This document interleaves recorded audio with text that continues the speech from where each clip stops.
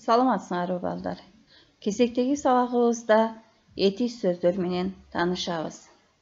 Бүгүнкү сабактын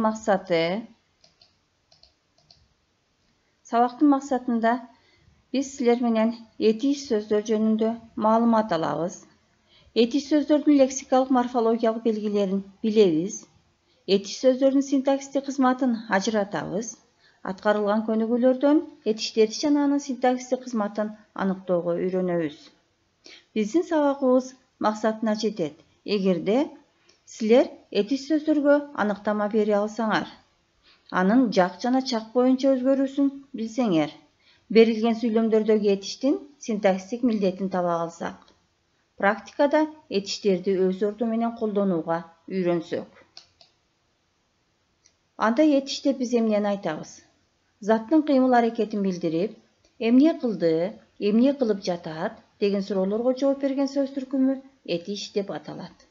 Этиштин лексикалык белгиси заттын кыймыл-аракетин билдирип, ал абалын билдирет.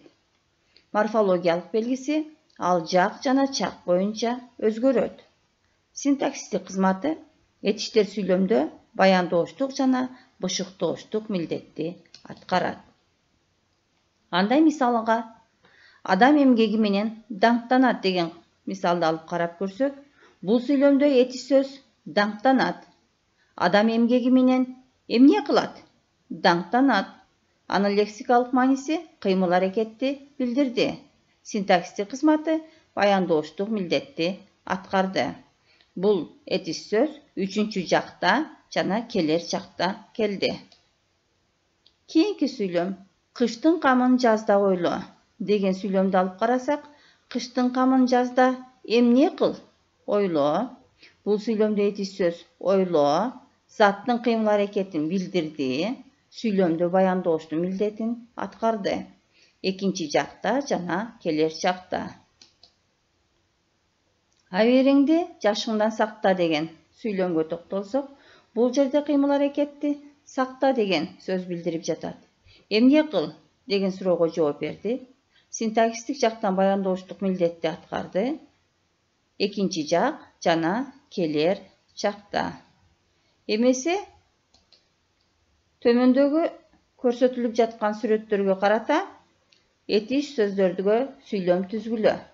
Мисалы, бала укканын эмес, көргөнүн жасайт деген сүйлөмдө бала укканын эмес, көргөнүн эмне кылат?